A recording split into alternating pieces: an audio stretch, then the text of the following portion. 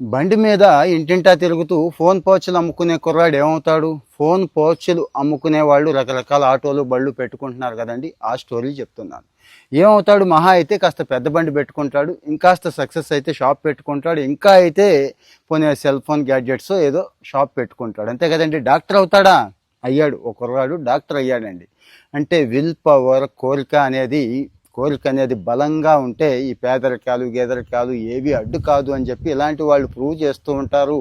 కాస్త ఇంట్లో పూచిక పుల్ల ఇటు పక్కన పుల్ల అటు పెట్టరు.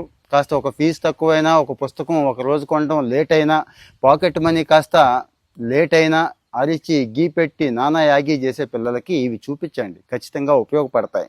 మారుతారు, కొంతమంది అయినా మారుతారని. రోహిత్ కుమార్ అని జార్ఖండ్ అండి. 12వ తరగతి వరకు చదువుకున్నాడు. ఇంటర్మీడియట్ అయిపోయాక ఏం చేయాలో తెలియని పరిస్థితి, పేదరికం. నాన్నేమో చిన్న కూరగాయల కొట్టు. ఈయన కూడా సపోర్ట్ చేయాలి కదా, ఒక మెడికల్ షాప్లో చేరాడు. మెడికల్ షాప్లో చేరినప్పుడు అనిపించిందండి ఆ కుర్రాడికి, ఎలాగైనా కానీ డాక్టర్ అవ్వాలి, అబ్బా డాక్టర్ అయితే బాగుంటుందని అనుకున్నదే తడవుగా ఇంకా దిగిపోయాడు. అలాగని చదివే స్తోమత లేదు, కోచింగ్లు తీసుకునే స్తోమత అసలే లేదు.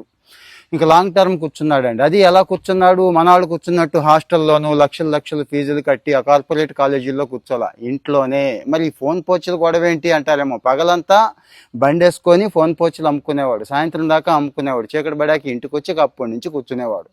అర్ధరాత్రి అయిపోయేది, ఒక్కోసారి తెల్లారగట్ట 3 కూడా అయిపోయేదండి. అయినా కానీ ఆ కసి, ఆ పట్టుదల, డాక్టర్ అవ్వాలి అని చెప్పి కొట్టేశాడండి. నీట్ ర్యాంక్ కొట్టేశాడు, అంతే. 13,000 వచ్చింది నేషనల్ ర్యాంక్.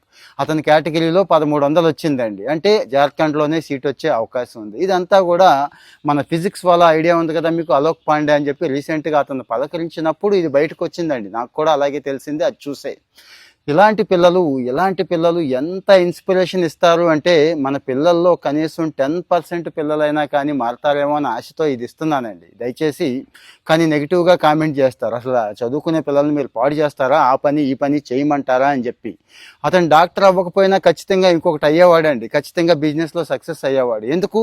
కష్టం తెలుసు, కన్నీళ్లు తెలుసు, బాధ ఏంటో తెలుసు, బాధ్యత ఏంటో తెలుసు. కాబట్టి మన పిల్లలకి ఇవన్నీ నేర్పుతున్నామా? కానీ ఫారిన్ కంట్రీస్లో నేర్పుతున్నారండి. వాళ్ళకి మీకు తెలుసు, 17-18 సంవత్సరాలు వస్తే చాలు, వాళ్ళని బయటకు తోసేసి వాడు పని ఆడు చేసుకోవాలి, చదువు కూడా చదువుకోవాలి. వయసు వచ్చింది కదా, మరి మెచ్యూరిటీ వచ్చింది కదా, మేజర్ అయ్యాడు కదా. మేజర్ అంటే దాని అర్థం ఏంటండి? అమ్మా నాన్నని పీక్కు తింటాం కాదు, 25 ఏళ్ళు వచ్చేదాకా.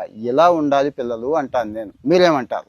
కామెంట్లో మీ ఒపీనియన్ చెప్పండి. కామెంట్లో దయచేసి మీ ఒపీనియన్ చెప్పండి. చాలా వాల్యుబుల్. ఇలాంటి విషయాలన్నీ మనం డిస్కస్ చేసుకోవటం మంచిది ఈ సొసైటీకి అని చెప్పి చేస్తున్నాను. ఫాలో అవుతూ ఉండండి. మన వాళ్ళకు కూడా షేర్ చేయండి. Thank you.